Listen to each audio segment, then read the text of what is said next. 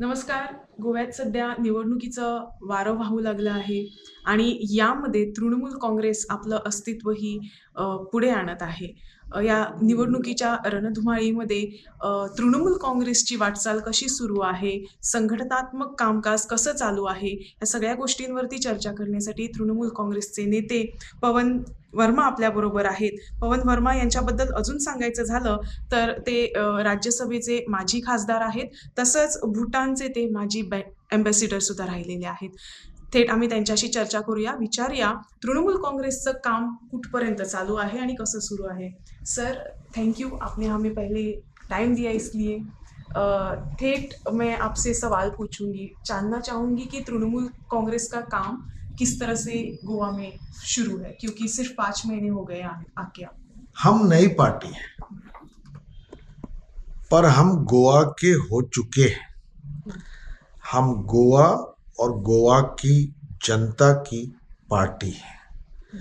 हम यहाँ नए हैं, पर हम लंबे रेस के घोड़े हैं जो स्थायी रूप से गोवा में रहेंगे, चुनाव हारे जीते, ये महत्वपूर्ण नहीं है।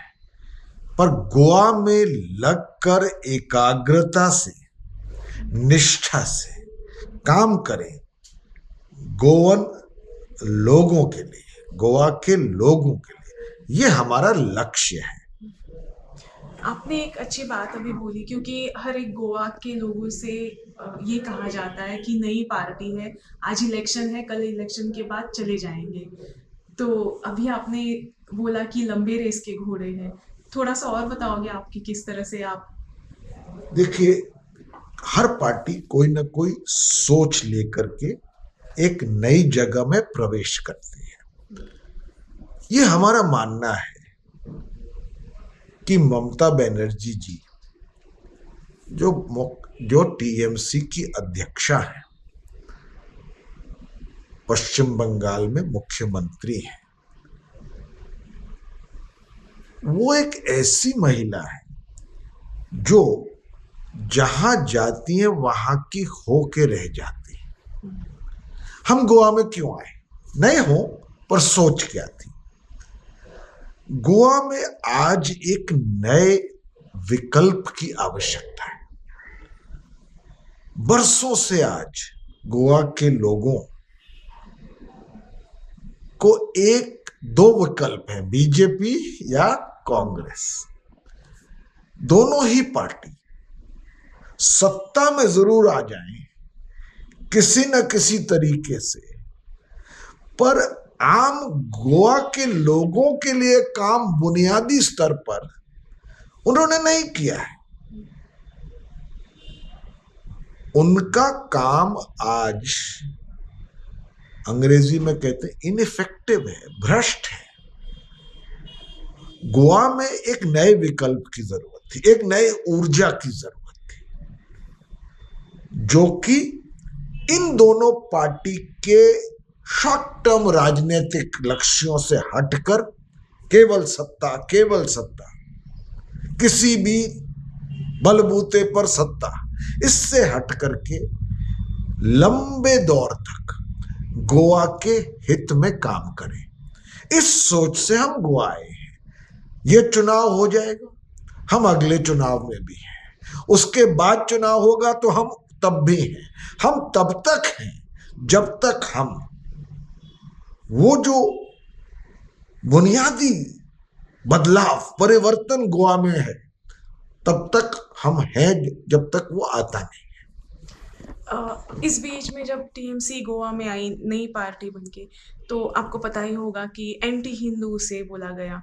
हालांकि एक पार्टी कम्युनल होती है, एक पॉलिटिकल होती है, कोई पार्टी पॉलिटिकल होती है, कोई पार्टी कम्युनल होती है, लेकिन टीएमसी को खुलेआम बोले जा रहा है कि एंटी हिंदू है। तो आपसे ये स्पष्टीकरण आपके नेताओं ने दिया है, लेकिन आप अच्छा देखिए, मैंने राष्ट्रीय स्तर पर बहुत सफल हुई है। मसलन उदाहरण के तौर पर आदि शंकराचार्य, हिंदुइज्म्स ग्रेटेस्ट थिंकर, तुलसीदास रामचरितमानस, उस पे मेरी पुस्तक है।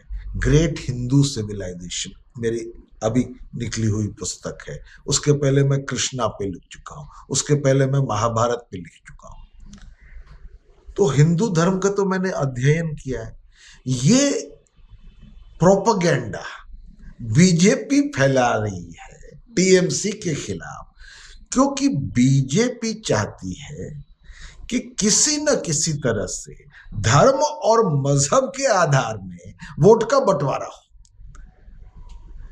तो बीजेपी का ये सोचना है कि हिंदू वोट पर उसका अकेला हक है, और वो भी उसके बीजेपी के लिए हिंदू धर्म की परिभाषा इतनी गलत है। एक महान धर्म को उसने एक संकीर्ण दायरा दे दिया है जिसमें घृणा, द्वेष, हिंसा, लोगों के बीच में धर्म से बंटवारा करने की मंशा से बीजेपी आज एक ऐसे धर्म को, जिसका एक महावाक्य है, एकम सत विप्रहा बहुधा वदंती, सत्य एक है, उसकी परिभाषाएं अलग है। आनो भद्रः कृतवो यन्तु विश्वतः, let good thoughts flow to me from all direction. हर तरफ से हमारे पास अच्छे विचार आए। उदार चरितानम वसुधैव कुटुंबकम, पूरी दुनिया हमारा परिवार है। हिंदू धर्म की सोच ऐसी रही है, सहिष्णुता की। और बीजेपी की परिभाषा हिंदुइज्म की एक बहुत ही संकीर्ण है। तो बीजेपी का यह मानना कि हिंदू वोट उसका है और जो बीजेपी को चुनौती दे वो हिंदुओं के खिलाफ है, यह कोई तर्क नहीं है। ममता बनर्जी पश्चिम बंगाल में अभी जीती है चुनाव, तीसरी बार जब चीफ मिनिस्टर रही है। बीजेपी ने पूरा प्रहार किया, और वो भी धर्म के आधार पर। वोट के बंटवारे में हिंदू मुसलमान के तौर पर बीजेपी का प्रहार रहा। ममता बनर्जी का समर्थन वोट 44% से बढ़ के 49% हो गया।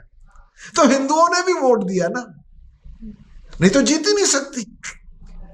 गोवा में एक और बोला जाता है कि जो टीएमसी का माइनॉरिटीज के साथ सॉफ्ट कॉर्नर है, तो जो माइनॉरिटीज आते हैं वो बॉर्डर स्टेट से आते हैं और वोट बैंक की तरह इन लोगों को रखा है। आप किस तरह से ये बिल्कुल गलत दुष्प्रचार है। देखिए, टीएमसी का लक्ष्य भारतीय नागरिक की बेहतरी, उसमें हिंदू भी है, मुसलमान भी है, सिख भी है, ईसाई भी है। बीजेपी की सोच ये है कि हिंदुओं का इस्तेमाल करके चुनाव जीता जाए। हम हिंदू धर्म के समर्थक हैं। क्यों? क्योंकि हमारे लिए हिंदू धर्म हमें सिखाता है एक महान धर्म, सनातन धर्म। मैं राष्ट्र पार्टी का राष्ट्रीय उपाध्यक्ष हूं। मैं आपसे कहता हूं कि हिंदू धर्म के लिए हमें जितना सम्मान है वो हिंदू धर्म को समझने के बाद है। हिंदू धर्म सब समावेशी है, सबको साथ लेके चलता है, बहुत ऊंची सोच का है। उसमें ये घृणा, ये हिंसा, ये द्वेष, ये लोगों को बंटवारा करने की मंशा नहीं है। और हम उस धर्म से जुड़े हैं, और हमारा लक्ष्य क्या है कि हिंदुओं का भी, मुसलमानों का भी, जितने भारतीय नागरिक हैं उनकी जिंदगी में गुणवत्ता के स्तर पर बदलाव और परिवर्तन आए, उनके हित में।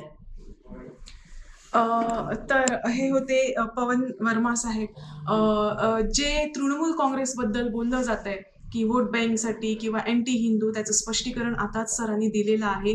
गोव्याच्या राजकीय वातावरणाबद्दल त्यांच्याशी आपण बोलणार आहोत, मात्र अल्पशा विश्रांतीनंतर। इंगोआ बातमीपत्रात आपलं पुन्हा एकदा स्वागत। आपल्याबरोबर आहेत तृणमूल काँग्रेसचे नेते पवन वर्मा।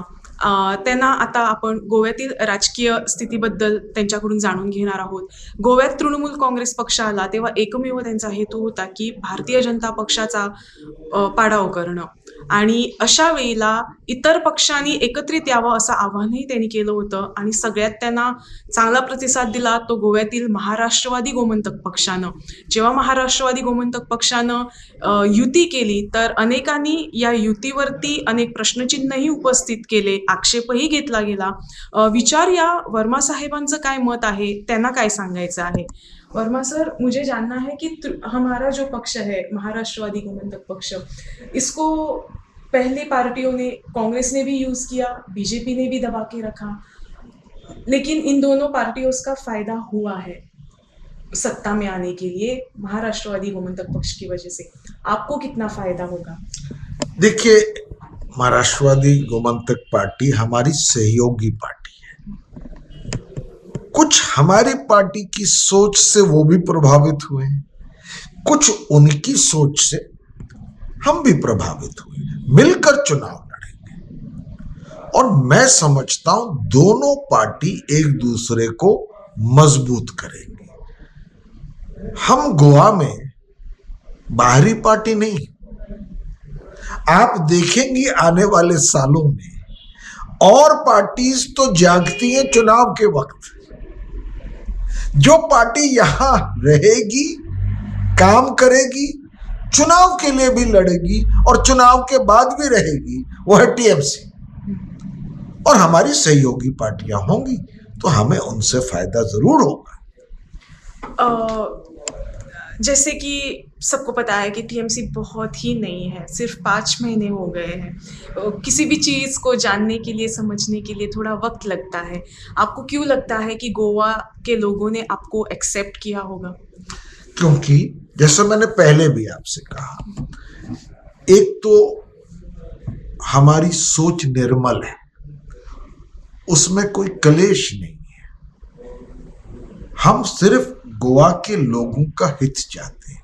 हम नए जरूर हैं, पर हमारी सोच लंबी है। तृणमूल कांग्रेस का ये प्रयत्न है कि वो जल्द से जल्द एक राष्ट्रीय पार्टी के स्वरूप में उतरे। हमारा यह मानना है कि आज भारत में विपक्ष बटा हुआ है और कोई एक पार्टी नहीं है जो एक सार्थक तरीके से बीजेपी को चुनौती दे सकती है। कांग्रेस के पास अवसर था, वो सबसे बड़ी विपक्षीय पार्टी है, आप तो उसका रिकॉर्ड जानती। 2012 से लेकर अब तक 90% चुनाव हार चुकी है जो उसने बीजेपी के खिलाफ लड़ा है। तो विपक्ष को मजबूत करना है।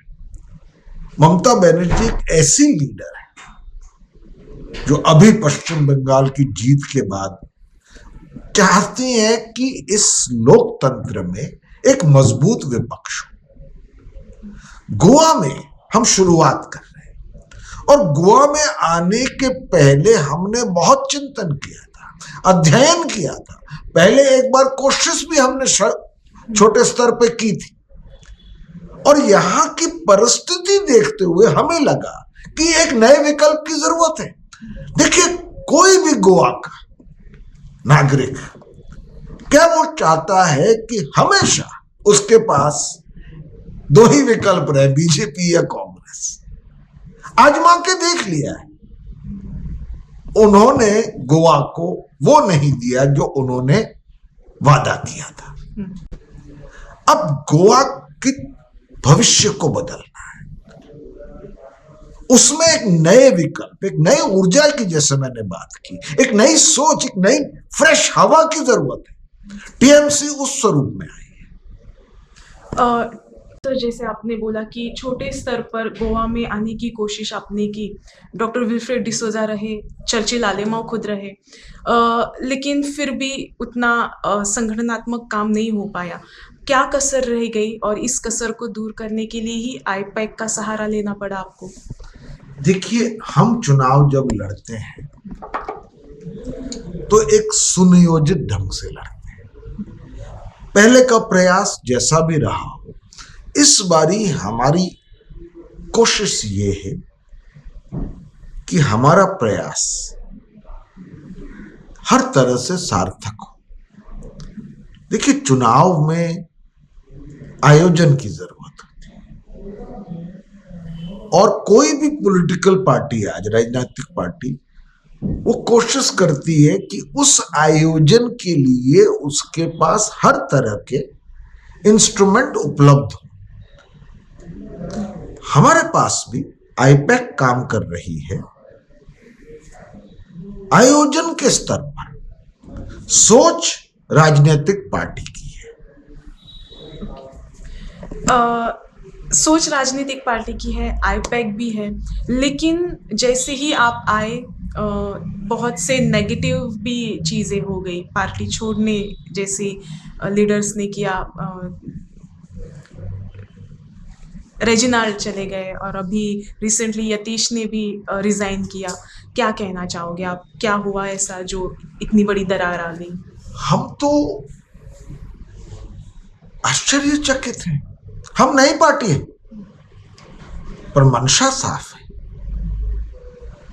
इतने लोग हमसे जुड़े, 600-700 लीडरान, छोटे या बड़े, अलग अलग पार्टी के टीएमसी में एक मजबूत विकल्प को देखते हुए जुड़े।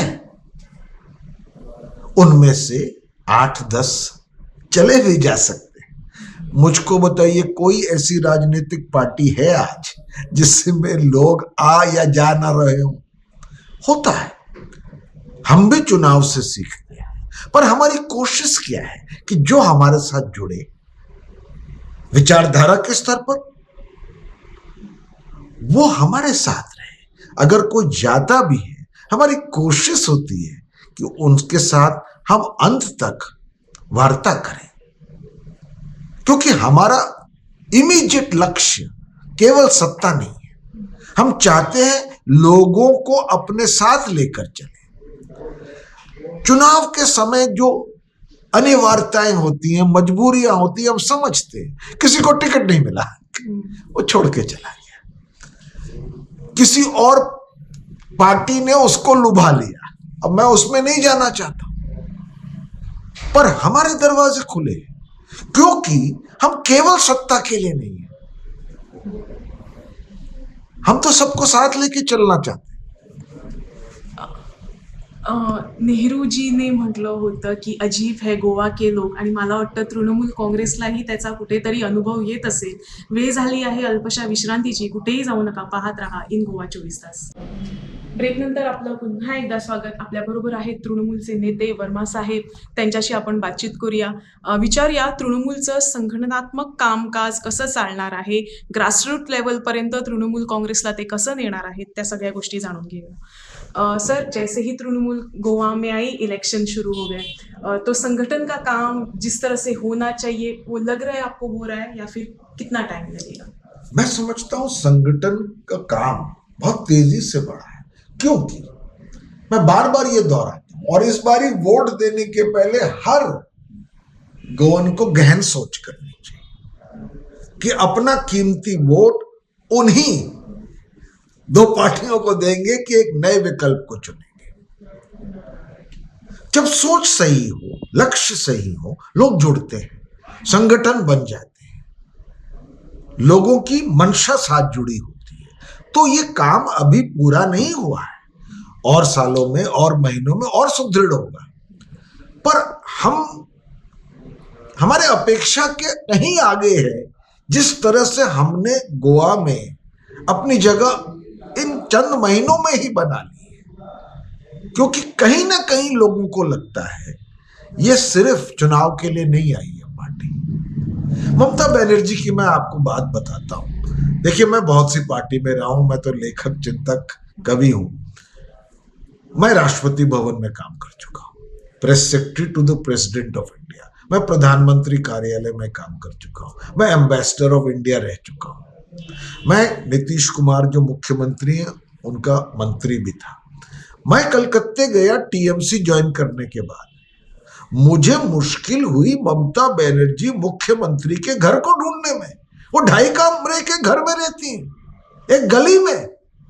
वो आज तक मुख्यमंत्री के आवास में गई नहीं। जो उनका पुश्तैनी घर था वही रहती है।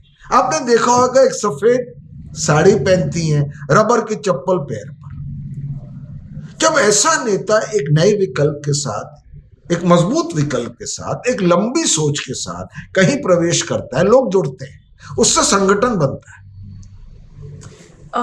दीदी की बात की इसलिए मैं आपसे पूछना चाहूंगी कि गोवा में वुमेन पॉलिटिशियंस इक्वलिटी नहीं है, तो तृणमूल कांग्रेस का किस तरह से प्रयास रहेगा महिलाओं को पार्टी में लाने का? स्वाभाविक है, ममता जी तो खुद महिला है।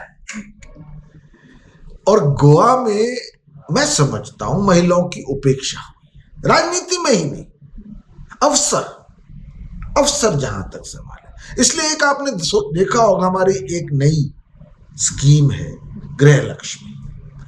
हम हर महिला को घरों में 5,000 रुपए देंगे। क्यों दे रहे? महिला सशक्तिकरण के लिए। बड़े बड़े होटल बन सकते हैं, बड़ी इंडस्ट्री आ सकती है, अमीर और अमीर हो सकते हैं, टूरिस्ट आकर के जा सकते हैं। जो बुनियादी स्तर पर उस पर बदलाव क्या होगा जब तक आप महिला को सशक्त नहीं करेंगे? तो ये एक हमारी, एक मैं आपको उदाहरण दे रहा हूं इस सोच से। युवा है, आज नौकरी नहीं है। गोवा में जहां इतने टूरिस्ट आकर के चले जाते हैं, गोवन को आज तक भी, गोवा के लोगों को नौकरियों का अभाव है। लोग कहते हैं इंडस्ट्री लगी हुई है सर, तो नौकरी क्यों नहीं मिल रही भाई? हमने युवा शक्ति की स्कीम लाई और वो बहुत कारगर होगी। उसी तरह गरीब हैं, जमीन पर हक नहीं, कुछ तो करना है। क्या हम सिर्फ चुनाव के समय वादे करके चले जाएंगे,